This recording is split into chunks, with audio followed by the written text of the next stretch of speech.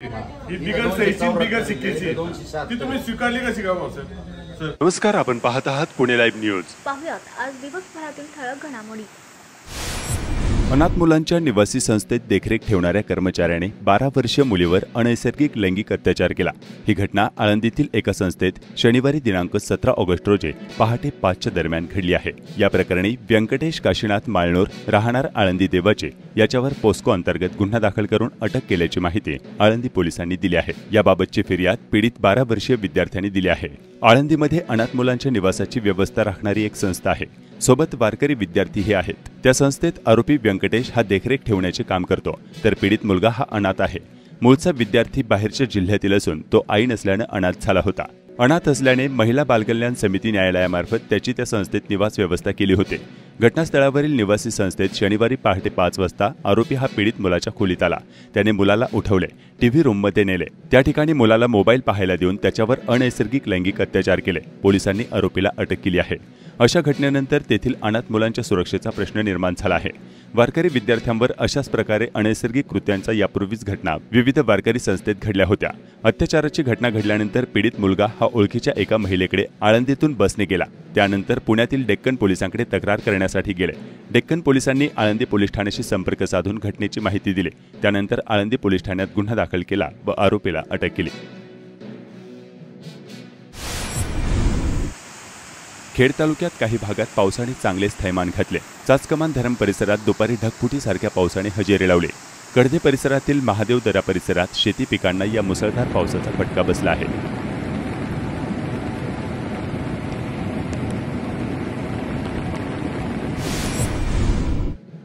पहाटे किवळे गावातील आनंदनगर साळुंके वस्ती येथील शेतकरी अंबादास दत्तात्रय साळुंके यांच्या गोठ्यातील कालवडीवर बिबट्याने पहाटेच्या सुमारास हल्ला केला.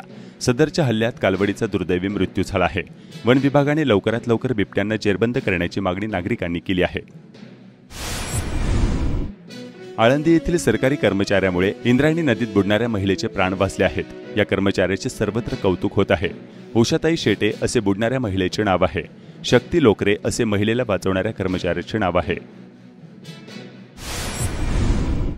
चासकमान धरण परिसरातील कमान गावाच्या ठाकरवाडी येथील ओढ्यावरील मुंबई माता बालसंस्थेच्या वतीने बांधण्यात आलेल्या फेरो सिमेंट बंधाऱ्याचे भूमिपूजन चितळे उद्योग समूहाचे संजय चितळे व वर्षा चितळे यांच्या हस्ते करण्यात आले. पुणे नाशिक राष्ट्रीय महामार्गावर दिवसागणिक वाहतूक कोंडीची ठिकाणे वाढत असल्याची दुर्दैवी बाब समोर येत आहे. मागील काही दिवसांपासून पुणे नाशिक महामार्गावर बाकीजवळील रोहकल फाटा येथून वळणाऱ्या वाहनांमुळे खूप मोठ्या प्रमाणावर वाहतूक कोंडी होत आहे. त्यामुळे वाहनांच्या 1.5 ते 2 किलोमीटरपर्यंत रांगा लागत आहे. आज रविवारी 18 ऑगस्ट 2024 रोजी देखील रोहकल फाट्यावरून वळणाऱ्या अवजड वाहनांमुळे पुणे नाशिक महामार्गावर दिवसभर अशा वाहनाच्या प्रचंड रांगा लागल्याने प्रवासी आणि वाहन चालक हैराण झाले होते.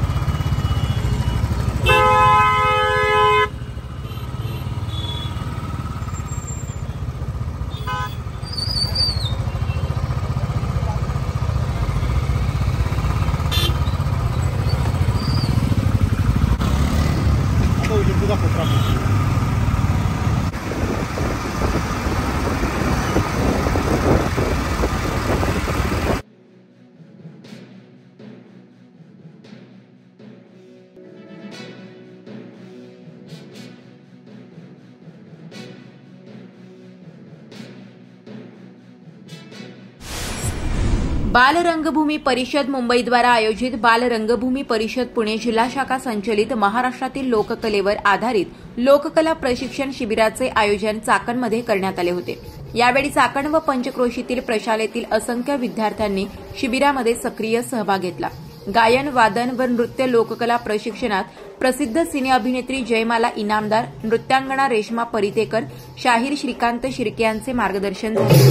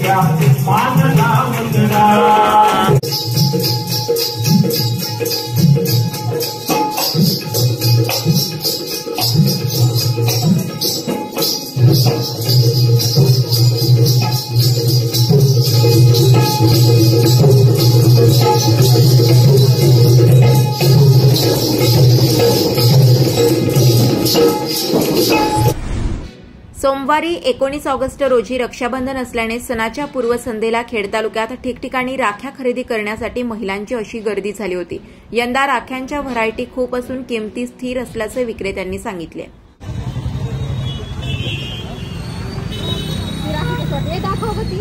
माझं नाव नितीन सुरेश पानसरे, चाकण बाजारपेठ, तिथं माझं राख्याचा स्टॉल आहे। यावर्षी साधारणतः 150 ते 200 प्रकारच्या राख्या आहेत। 5 रुपयापासून अगदी 200 रुपयापर्यंत राखी आहेत आणि यावर्षी गेल्या वर्षीच्या तुलनेत प्रतिसाद चांगला आहे कस्टमरचा आणि व्यवस्थित विक्री झाली राखींची यावर्षी। मागच्या वर्षी तुलनेत यावर्षी काय किमती वाढल्यात, कमी झाल्यात? नाही, जेमतेमच आहे, असं काय नाही, एवढा काय खास फरक नाही पडला। खेड तालुक्यातील मतदार याद्यांमधील घोळ संपत नसल्याची बाब समोर आली आहे। अनेक मतदारांना आपले नाव कमी करण्यासाठी खोडसाळपणे अर्ज दिल्याचे समजल्यानंतर नाव मतदार यादीत राहावे यासाठी देखील मतदारांना लढा देण्याची वेळ आली आहे। चाकणमधील काही बीएलओ मंडळी आरेरावी करतात, नेमून दिलेल्या जागी सापडत नाहीत, त्यामुळे अशा बीएलओ मंडळींना शोधण्याची वेळ मतदारांवर आली आहे। एकूणच या गोंधळाच्या बाबत चाकणमधील स्थानिक नागरिक, पदाधिकारी आणि खेड तालुक्यातील राजकीय पक्षांच्या कार्यकर्त्यांनी काय सांगितले पाहूया। ती तुम्ही स्वीकारली कशी का? त्या ठिकाणी आमचं असं आढळून आलंय की कोणीतरी नावे अर्ज केला, त्या नावाच्या अर्जामध्ये तसा सही शिक्का आहे, पण त्या सही शिक्क्यामध्ये खाली सहीच नाहीये, तरी पण तलाठी भाऊसाहेबांनी बेलोंना अर्ज दिलाय की ही नावं वगळण्यात यावी म्हणून। आज या ठिकाणी आम्ही मराठी शाळा किंवा हायस्कूल शाळेत गेलो असता, बिलोंना भेटलो असता, आमचं यादीच आढळून आलेली नाहीये। 76ची यादी आहे, पण 78 हे म्हणतात, 2 पुढे गेले, 3 पुढे गेले। आम्ही आमची यादी चालतोय, आमची यादीच दिसून आढळत नाही कुणाची, आणि त्यात जी यादी आम्हाला प्राप्त झालेली आहे ती तशाच्या सहीची नाही, शिक्क्याची आहे, त्यात कुणाचाही सही वगैरे काहीच नाही। त्यात आमचं नाव, माझ्या घरच्याच नाव, पूर्ण कुटुंबाचं नाव आहे की हे वगळण्यात यावे म्हणून। आज मी चाकण गावचं 10 वर्ष आले, 15 वर्ष आले, मी ग्रामपंचायत सदस्य, सरपंच, उपसरपंच भोगलेला आहे। माझीच जर ही शोकांकिका आहे तर सामान्य नागरिकांचं काय? आणि आज या ठिकाणी जर आम्ही विचारलं तलाठी भाऊसाहेबांना, बिलोनं विचारलं, बिलो म्हणतात आम्हाला अमृत दाडगे किंवा आरगडे भाऊसाहेब तलाठी यांनी आम्हाला यादी दिलेली आहे, आणि ते विचारता इथं बिलोचा तपास नाहीये की कोणत्या बिलो कोणत्या याच्यावर बूथवर काम करतो तेच माहीत नाही, त्याच्यामुळे आमची यादी कुठेच आढळून येत नाही। ते याची शासनाने शहनिशा करावी आणि योग्य ते न्याय द्यावा। तालुक्यामध्ये जवळजवळ 35 ते 40 हजार मतदारांची नावं कमी करा असे वेगवेगळ्या गावातल्या वेगवेगळ्या कार्यकर्त्यांचे अर्ज तहसीलदार यांच्याकडे प्राप्त झालेले आहेत। आता ते अर्ज ज्या कार्यकर्त्यांच्या नावाने प्राप्त झाले त्यातल्या बऱ्याचशा कार्यकर्त्यांचं म्हणणे हे अर्ज आम्ही केलेले नाही, मग या अर्ज केलेले नसतील तर मग हे अर्ज बऱ्याचशा लोकांची जी लोक हयात आहेत, जी जिवंत आहेत, त्या लोकांना मयत दाखवून त्यांची नावं कमी करण्यात आलेली आहेत।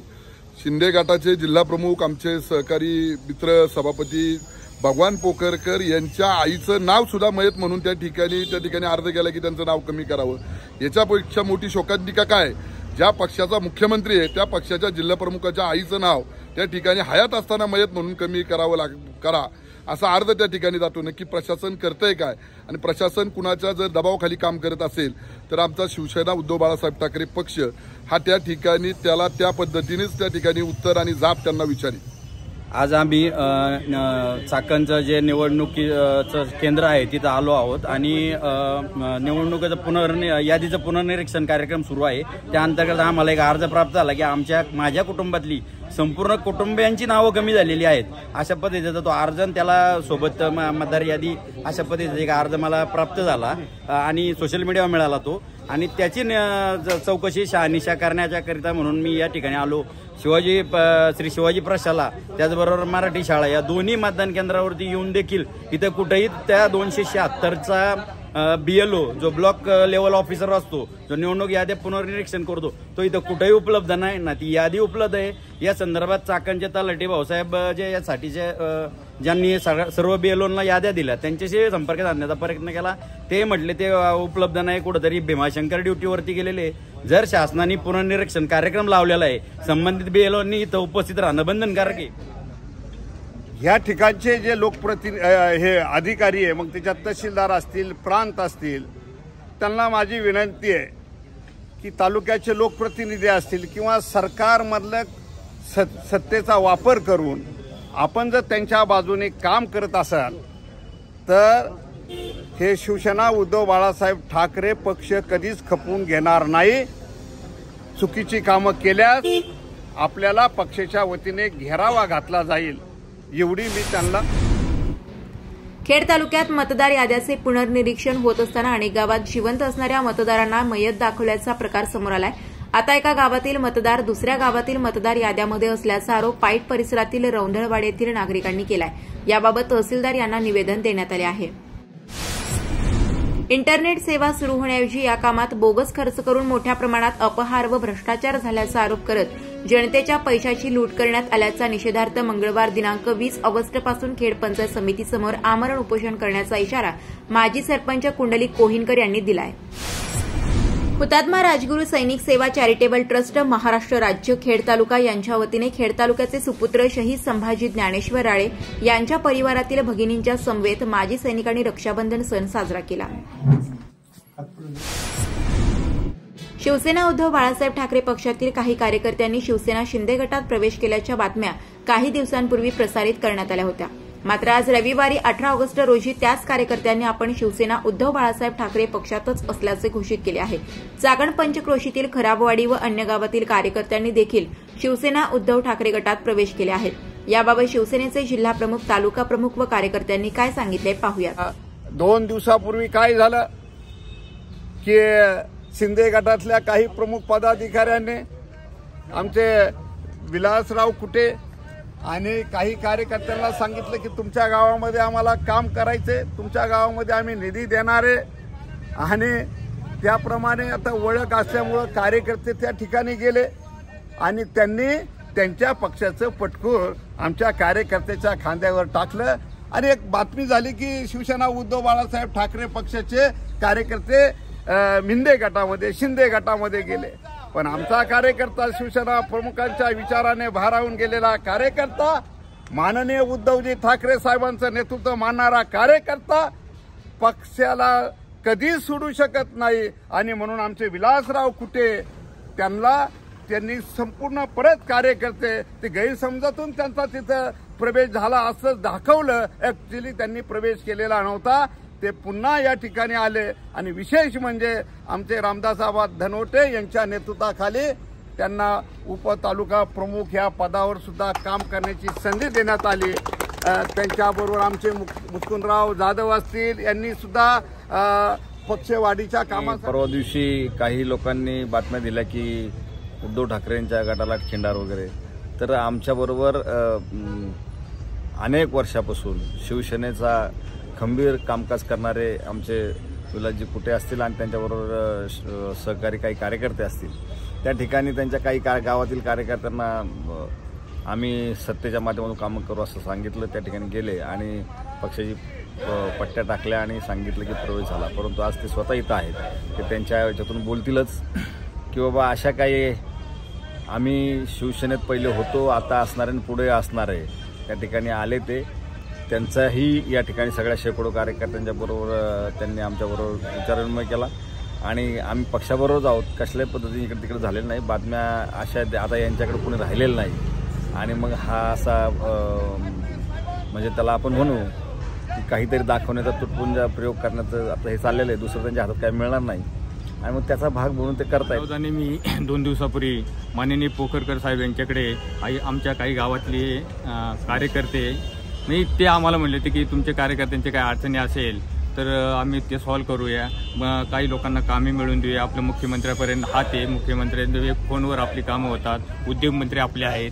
त्यानिमित्ताने मी आपले कार्यकर्ते घेऊन त्यांच्याकडे गेलो की बा आमच्या कार्यकर्त्यांची कामे हे करा आणि त्यांनी आपलं ते हे करून तुमचा प्रवेश झाला असं हे केलं. पण आम्ही कट्टर उद्धव बाळासाहेब ठाकरे यांचेच कार्यकर्ते आहोत आणि त्यांचेच राहणार. खेड तालुक्यातील बिरदवडी गावातील ज्येष्ठ सामाजिक कार्यकर्ते शिवाजी गेनुजी जाधव व 81 वर्षे यांचे वृद्धापकाळाने निधन झाले. गावाच्या जडणघडणीत त्यांचा सिंहाचा वाटा होता. उद्योजक संदीप जाधव व बाबूराव जाधव यांचे ते वडील होते. काळूस तालुका खेड येथील शेतकऱ्यांनी 15 ऑगस्ट 2024 पासून शेतजमिनीवरील बेकायदेशीर पुनर्वसनाचे शिक्के काढून सातबारा कोरा करण्यासाठी सुरू केलेले बेमुदत आमरण उपोषण सुरूच आहे. शेतकरी संघटना व आम आदमी पक्षाने या आंदोलनास पाठिंबा दिलाय. खुद्द तहसीलदार ज्योती देवरे यांनी रविवारी रात्री 9 वाजता आंदोलकांची भेट घेऊन आंदोलन थांबवण्याची विनंती केली.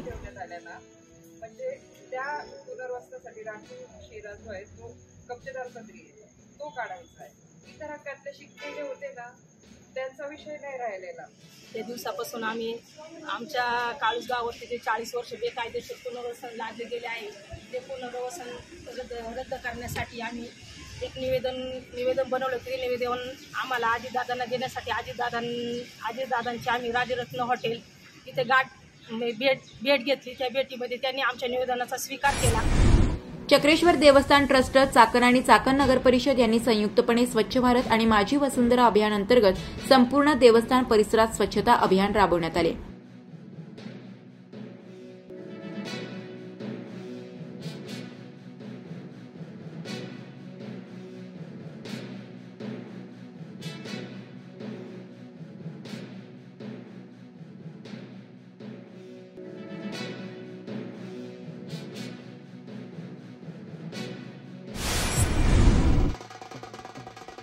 चाकण शहराच्या पाणीपुरवठा योजनेच्या कामाला सुरुवात झाली आहे. चाकण शहरासाठी राज्य शासनाकडून पाण्याचे आरक्षण करण्यात आले आहे. याबाबत चाकणचे माजी उपसरपंच कालिदास वाडेकर यांनी काय सांगितले पाहूया.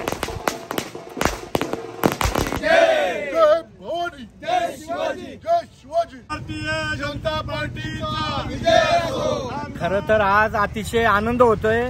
आपल्या चाकणकरांसाठी आनंदाची गोष्ट आहे की जे गेले 2-2.5-3 वर्ष झाले आपण चाकणला पाणी पुरवठा व्हावा म्हणून आपण जे पाठपुरावा करत होतो, तर राज्य शासनाकडे त्याचा पहिली गोष्ट म्हणजे पहिली पाणी पुरवठा 160 कोटी मंजूर झाली.